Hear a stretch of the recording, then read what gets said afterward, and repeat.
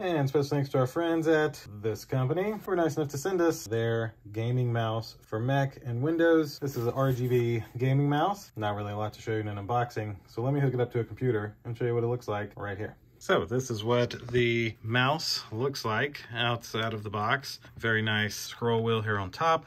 Clickable buttons here and here, even 2 buttons here on the side, and nothing over there. Love the little spider design there. And then that's the bottom, the F815 wired gaming mouse. So let's plug this in with the USB cable, and then Windows should instantly recognize it, and you can even see it lighting up. So you have a nice light here on the bottom, the main logo lights up, this side lights up, and the top lights up as well. And if you click this button, you can make it solid, a couple different colors there. You can go through all the different colors it has. That one like fades the colors, really like that. Very nice. Personally, I like the blue, but probably that's like a flashy one. Very cool. So if I wanted solids, I definitely do the green. So that's a look at this wired gaming mouse. Thanks again to this company who was nice enough to send it to me. Thank you all for watching. We'll see you in the next one. Deuces.